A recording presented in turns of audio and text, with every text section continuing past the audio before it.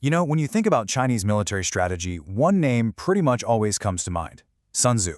But what if I told you that the real, modern operating system behind their strategic thinking comes from someone, well, a lot more unexpected? We're going to dive in, because the philosophy driving the People's Liberation Army today is really a masterclass in psychology, power, and perception. It all kicks off with this single quote from a PLA text. Just listen to that again. Make an opponent do something for themselves that they are actually doing for you. I mean, how is that even possible? It sounds like a riddle, right? But that one sentence, that's the key to unlocking a completely different way of looking at conflict. So how in the world do you actually do that? How do you get your adversary to act in your best interest, all while they think it's their idea? Well, to figure that out, we've got to start with the person everyone thinks has the answer.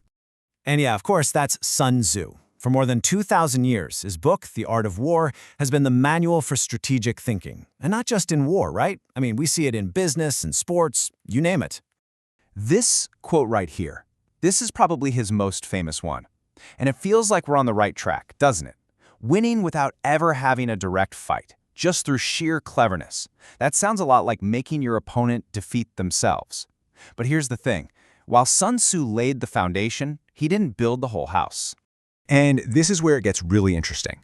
The source material for this whole explainer, which is an analysis of Chinese military documents, it points out that the real engine for modern PLA strategy, the thing that makes that mind-bending quote possible, it isn't some ancient Chinese warrior at all. No, the key influence is actually a 19th century German philosopher. The big idea, the one our source material uncovers, is that when it comes to strategy in the PLA, Karl Marx trumps Karl von Clausewitz.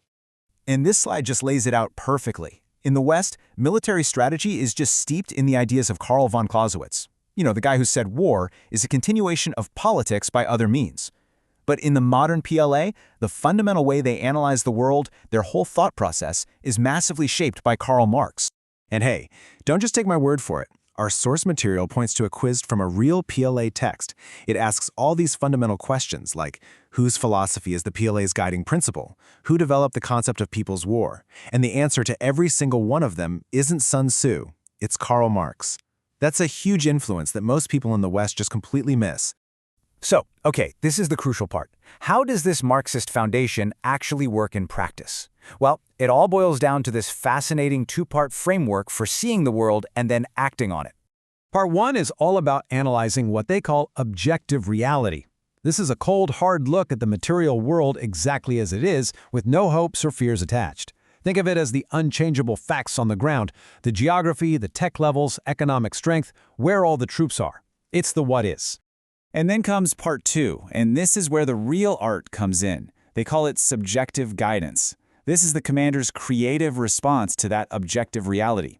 This is where you use stratagems, deception, wisdom, all the clever plans to actively influence and manipulate those hard facts. It's not about changing reality itself, but changing how it all unfolds. So you can see how it creates this really powerful flow. Step 1.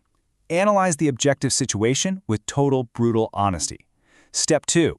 Apply your subjective creativity to shape that situation. And the result, step 3, is that you gain a superior position, a decisive advantage. And believe me, this isn't just some simple idea. It's the core of a very complex, very formalized doctrine. I mean, look at this chart from the source document. This is their science of strategy. It looks pretty intimidating, right? But that simple two-step process we just walked through, objective reality, subjective guidance, that's the engine that drives this entire system.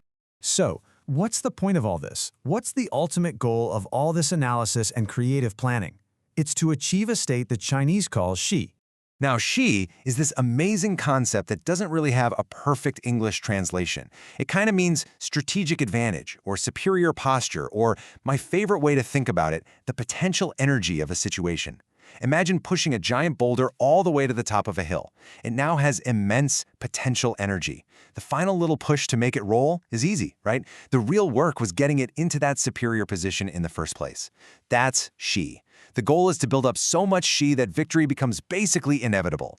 And that brings us right back to the beginning. This is how you do it. By mastering the analysis of objective reality and then applying your subjective guidance, you create Shi. You shape the entire strategic environment so completely that your opponent's most logical move, the action they take thinking it's going to help them, is the very action that achieves your goal. You've basically made them push the button for you. So this leaves us with a huge question for today.